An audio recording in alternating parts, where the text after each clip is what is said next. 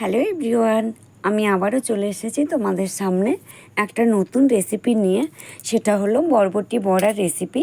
দেখো, এখানে 200 গ্রাম বরবটি আমি কেটে টুকরো করে ভালো করে জল দিয়ে ধুয়ে নিয়েছি।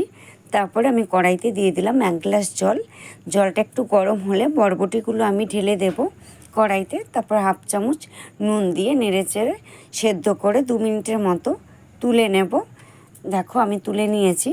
তারপর আমি দিয়ে দিলাম কড়াইতে সামান্য পরিমাণে তেল দিয়ে আগে থেকে খোসা ছাড়িয়ে রেখেছিলাম রসুন, সেটাকেও আমি ভেজে তুলে নেব।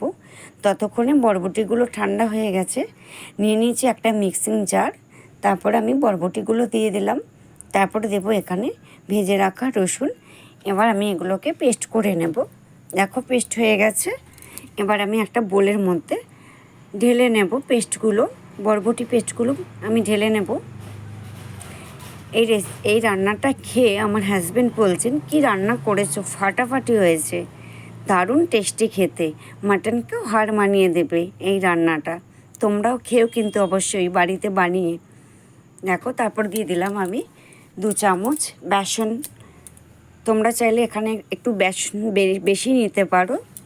তারপর দেব 1 চামচ কর্নফ্লাওয়ার। তারপর দিয়ে দেব 1 চামচ জিরে গুঁড়ো। তারপর দেব 1 চামচ চাট মশলা। তারপরে দেব আমি এখানে আগে থেকে কুচি করে রেখেছিলাম কাঁচা লঙ্কা। তারপরে দেব আমি পরিমাণ মতো নুন। তারপর দিয়ে দেব পরিমাণ মতো হলুদ গুঁড়ো। তারপরে আমি আগে থেকে কুচি করে রেখেছিলাম একটা পেঁয়াজ, সেটাকেও আমি দিয়ে দিলাম। এবার হাত দিয়ে ভালো করে এইভাবে মিশিয়ে নেব বড়া তৈরি করার জন্য। দেখো, মেশানো হয়ে গেছে। এবার আমি কড়াইতে তেল দিয়ে দিলাম। এইভাবে সব বড়াগুলো আমি ভেজে তুলে নেব। উল্টে পাল্টে আমি বড়াগুলো ভেজে নেব। দেখো, ভাজা মোটামুটি হয়ে গেছে, তুলে নিলাম। তারপর নিয়েছি এখানে গোটা 5টা আলু আমি সেদ্ধ করে নিয়েছি। সেদ্ধ করে ঠান্ডা করে নিয়েছি। এইভাবে একটা ছুরির সাহায্যে 4 পিস করে কেটে টুকরো করে আমি নিয়ে নিলাম। তারপর আমি কড়াইতে তেল দিয়েছি পরিমাণ মতো। এবার আলুর টুকরোগুলো আমি দিয়ে দেব কড়াইতে। একটু নুন, একটু হলুদ গুঁড়ো দিয়ে একটু লাল লাল করে ভেজে তুলে নেব আলুগুলো। হালকা হাতে নাড়াচাড়া করে ভেজে তুলে নেব। তারপর দিয়ে দিলাম আমি ওই কড়াইতে আর একটু তেল অ্যাড করে নিলাম। 2টো পেঁয়াজ আমি কুচি করে কেটে রেখেছিলাম, সেটা আমি দিয়ে দিলাম। তারপর দিলাম 2 চামচ রসুন পেস্ট।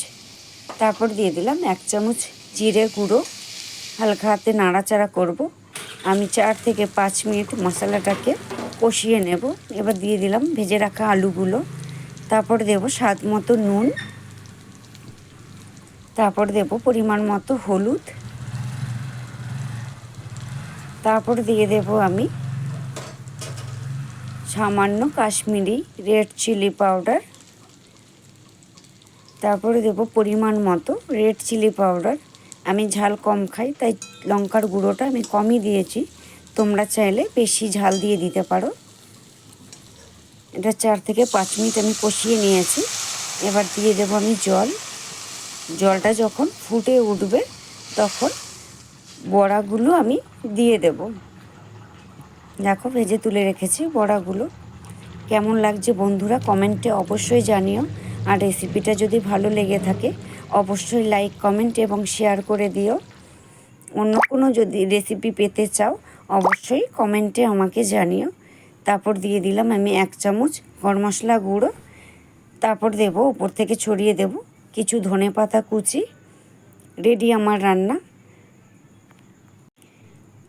আবারও নিয়ে আসবো আগামী পর্বে নতুন কোনো রেসিপি নিয়ে। সবাই ভালো থেকো। Thank you.